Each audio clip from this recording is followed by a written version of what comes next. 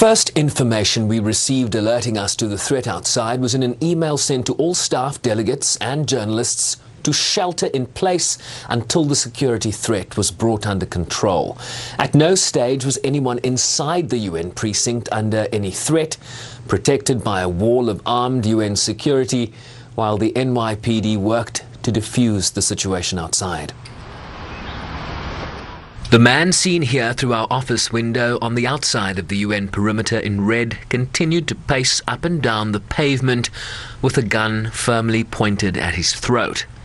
He was quickly surrounded by armed police, who allowed him a wide berth as negotiators sought to engage him.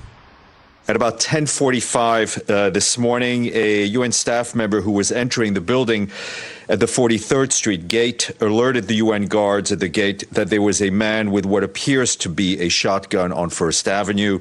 The NYPD was immediately alerted by UN security, and our security services took the decision to lock down the compound. We're not going to identify the individual at this time, but I will say that he does not have a criminal record or criminal history, neither here in New York nor elsewhere around the country. I will say that he is originally from Florida. Florida.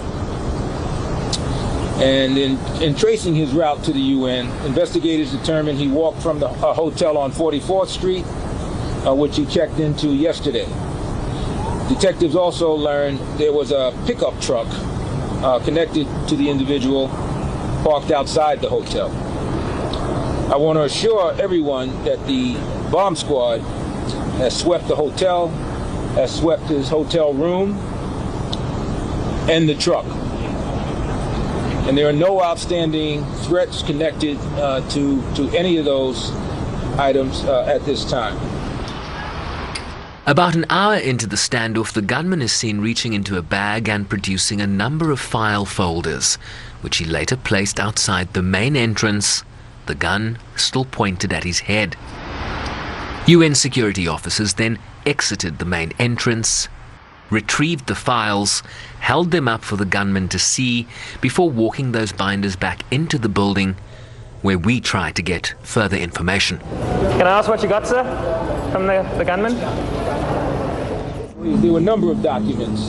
They didn't have any specific meaning that was related to anything related to terrorism, but they were medical papers and some other documents.